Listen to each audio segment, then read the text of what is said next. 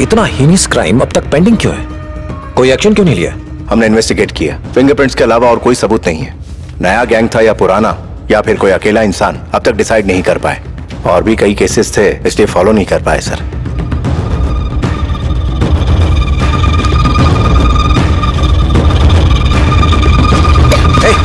Mummy papa को घर भेज दिया और अब खुद बिजी हो गए। मैं तंग आ गई हूँ। प्रिया, यहाँ आओ। अरे आओ भी ना।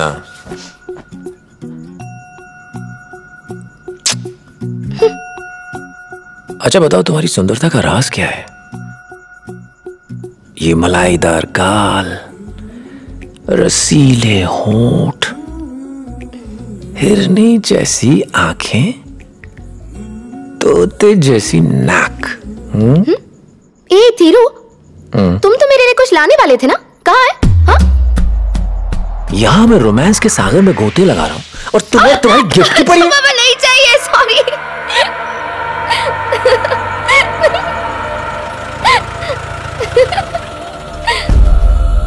दरवाजा खोलिए सर, हाईवे पे हमारी गाड़ी का एक्सीडेंट हो गया है। दरवाजा खोलिए, खोलिए दरवाजा।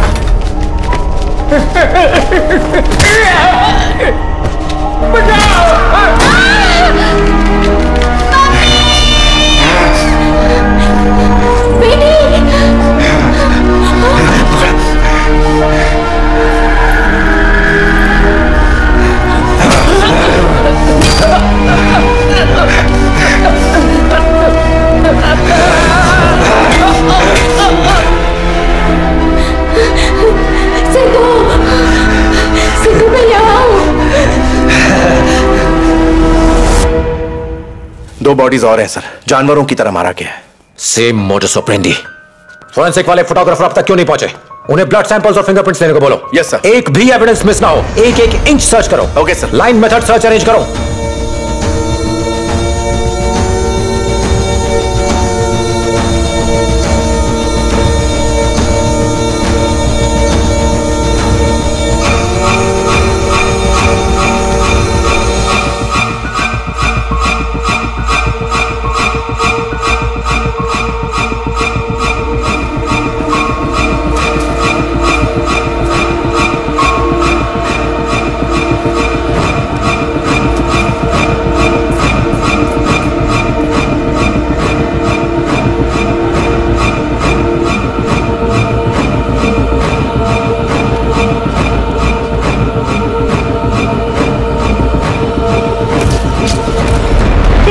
डिस्ट्रिक्ट में लगातार तीसरी बार दिल दहला देने वाली डकैती पड़ी है। सीरियल किलिंग, भयानक मौत, नकाब पहने डकैती। क्या पुलिस सोई हुई है? क्या ये अपराधी कभी पकड़े जाएंगे? आप ही बताइए, 10 कांस्टेबल्स मीलों लंबे हाईवे को कैसे सुरक्षित रख पाएंगे? इसके अलावा हाईवे पे भी काम चल रहा है, लाखों गाड़ियों में उन्हें पहचाने कैसे? पहले 11 बजे तक दुकान खुली रखता था, अब तो सूरज ढलते ही घर में दुबक जाता हूँ। रात को अकेले सड़क पर निकलने में डर लगता है।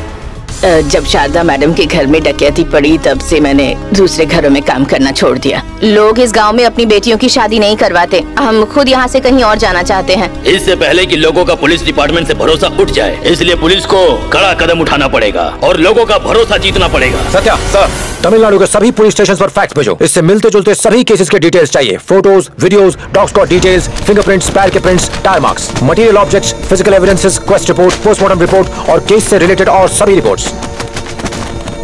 ऐसे और सिमिलर केसेस का पता लगा। एक ही गैंग था, कई जगहों पे हत्याएं कर वहां डकैती डाली। गुत्थी का एक सिरा ढूंढने के लिए हमने हैबिचुअल ऑफेंडर्स की लिस्ट बनाई और पूछताछ शुरू कर दी। चोरी करना एक आर्ट है। देखते ही वी कम टू नो घर में कितना माल होगा। घर में सूखते कपड़ों को देख के हाउ मेनी आदमी, औरत, नौकर है सब पता चल जाता है। डॉग्स भी बहुत इंपॉर्टेंट है। देसी ब्रीड है या फॉरेन ब्रीड, एक रोटी खाता है, दूसरा बिस्किट। अपना औजार ले जाएंगे तो आप जैसे पुलिस वाले बाहर ही धर दबोचेंगे। घर के कबाड़ से ही औजार ढूंढते हैं, सूंघ के पता लगा लेते हैं किचन किधर, बेडरूम किधर। हाथ लगाते ही पता चल जाता है कौन सी कपड़ों की अलमारी है, कौन सी कैश की। मास्टर की अपने पास होती है 5 मिनट में साहब कुछ टेस्टी बनाओ तो खा भी लेते हैं साहब, फिर खिसक लेते हैं। वी आर आर्टिस्ट और आप हम पे खून का इल्जाम लगा रहे हैं। इंसल्ट है। खड़ा रहे।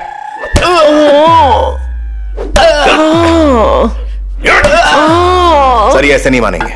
तुम हटो सत्या, डंडा मुझे दो।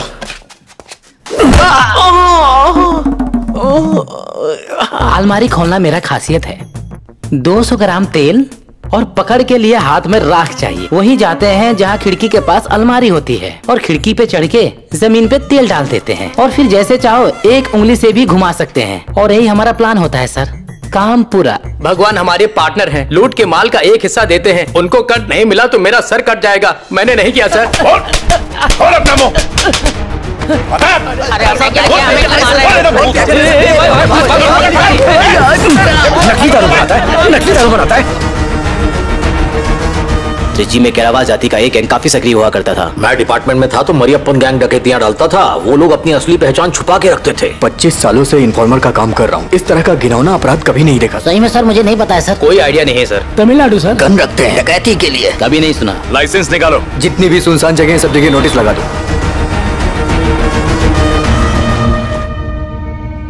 पूरे स्टेट में आए दिन ऐसे केस सामने लगातार आ रहे हैं सर। ये वाला जस है। इसे देखिए सर, इसके सर पे वार किया गया जिससे इसकी मेमोरी चली गई। ये चोलावरम की है। इसके जबड़े तोड़ दिए, जॉ रिप्लेसमेंट की सर्जरी करनी पड़ी। ये गुमुटी पुंडी। हाँ सही कह रहे हैं सर। आप ढूंढते रहेंगे, वो मारते रहेंगे, आप उनका कुछ नहीं बिगाड़ सकते। आप लोग जाइए यहाँ से। ठीक है बैठ जाओ। एक मिनट डॉक्टर, ये डाकुट से आए हैं, हमारे नए डीएसपी हैं। सालों से एक सपना था, अपने घर में अपने बच्चे पोतों के साथ खुशी से रहना चाहती थी।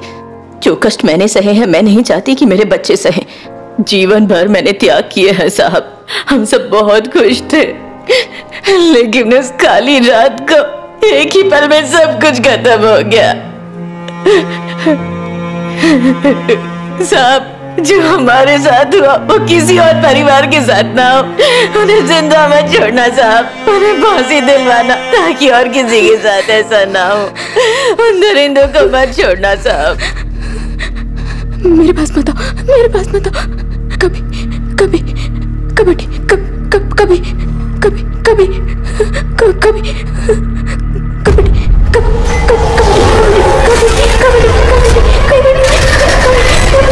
उनको मत छोड़ना साहब, मत छोड़ना।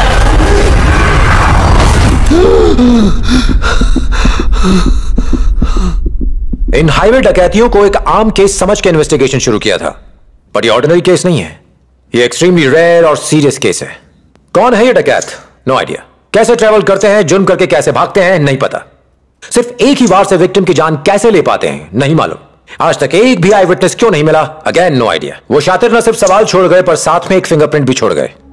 और चूंकि ये एक यूनिक केस है, हमने इस फिंगरप्रिंट को तमिलनाडु के हर पुलिस स्टेशन में भेजा। किसी भी अरेस्टेड क्रिमिनल से ये मैच नहीं किया, लेकिन कई दिनों की कोशिशों के बाद ये एक जगह मैच किया। 1995 से अब तक हुई 22 डकैतियों और हत्याओं के सिमिलर क्राइम सीन से यह फिंगरप्रिंट कॉमन फैक्टर निकला। यह कोई पुराना गैंग नहीं है, एक नया गैंग है जो पिछले 9 सालों से कानून के हाथों से बचता फिर रहा है। उन्हें नहीं पकड़ पाए तो ये क्राइम करते रहेंगे। अब तक 18 लोग जान गंवा चुके हैं, 60 आंख कान खो चुके हैं, जबड़े तुड़वा चुके हैं, कुछ कोमा में हैं। मैं हैरान हूं कि डिपार्टमेंट ने इतनी लापरवाही कैसे बरती। मैं सो नहीं पाता। उन बच्चों और बूढ़ों की चीखें मेरे कान में गूंजती हैं। क्राइम में विक्टिम की जान जाना कोई नई बात नहीं है, इसमें डिस्टर्ब होने की कौन सी बात है? एक आम नागरिक भी जुर्म के खिलाफ खड़ा हो जाता है। हम लोग तो उसकी सैलरी लेते हैं, हमारे घर चलते हैं उससे। एक शर्मिंदगी सी महसूस होने लगी है, लेकिन शायद आपको शर्म नहीं आती। तुम्हारा नेक्स्ट स्टेप क्या होगा? सर, सभी विक्टिम्स को सर के एक ही साइड पे मारा गया है। यह जानवरों को मारने की टेक्निक है। इसका एक कंक्लूजन निकलता है कि हत्यारे शिकार करना जानते हैं। उन्होंने देसी कट्टे इस्तेमाल किए जो इस स्टेट में नहीं बनते। पिछले क्राइम सीन से एक चप्पल, गुटखा और एक खाली कारतूस मिला। ये सब तमिलनाडु के बने हुए नहीं थे। सो डीजीपी की परमिशन से एक टीम के साथ पूरे देश में चेक करना चाहते। इतना बड़ा सर्च ऑपरेशन? पागल हो गए हो क्या? कुछ मामूली चोरों को पकड़ने के लिए पूरी बटालियन चाहिए। जानते भी हो कितना बड़ा देश है। कितने जेल्स हैं, पुलिस स्टेशन, कोर्ट्स हैं, रिकॉर्ड रूम्स भरे पड़े हैं, और तुम एक फिंगरप्रिंट मैच करवाने और कुर्सी तोड़ने के अलावा आखिर तुमने किया ही क्या है? यू मे गो, बाहर वेट करो। इतना बड़ा डिसीजन नहीं ले सकता, मिनिस्ट्री से बात करता हूं, फिर देखते हैं। नहीं माना। पब्लिक की सुरक्षा का सवाल है, कुछ तो करना पड़ेगा सर। देखो, इस केस के लिए एक स्पेशल क्राइम टीम बनाओ। एक वैन प्रोवाइड करता हूं, उसे यूज करो। दूर जाना हो ट्रेन से जाओ। Yes sir. प्रिया के पास एक लेडी कांस्टेबल छोड़ के मैं निकल पड़ा। एक चप्पल, खाली कारतूस और एक फिंगरप्रिंट। इस देश के एक क्रिमिनल से वेरीफाई करना था।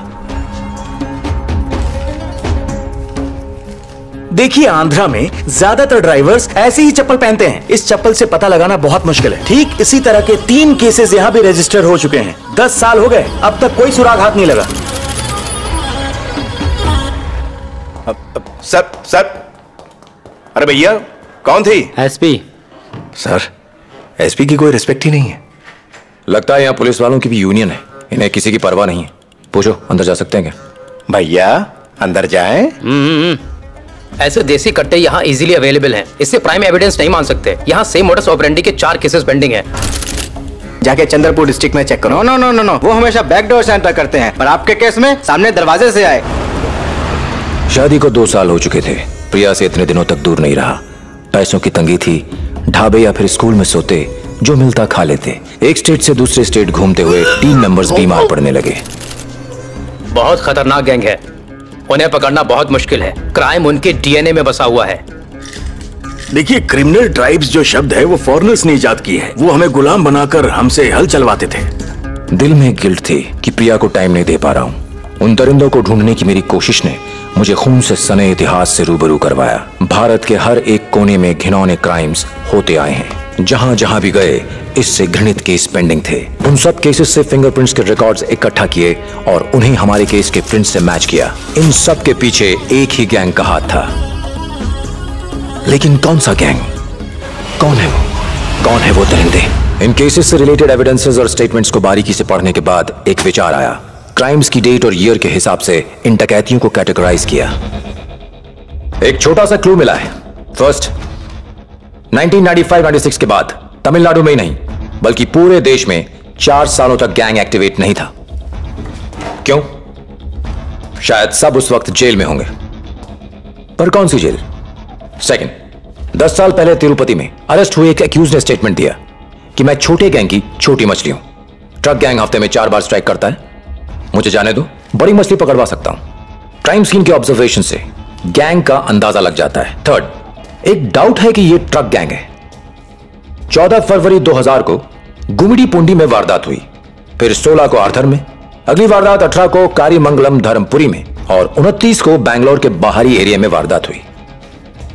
गुड्स की डिलीवरी करते समय ये सारे क्राइम्स हुए होंगे। सत्या सर, वो एक्यूज्ड अभी तक तिरुपति जेल में है। बेल करवाओ और उसे क्राइम सीन पर लेकर आओ। Okay sir. पता करो कि क्या ये ट्रक गैंग का काम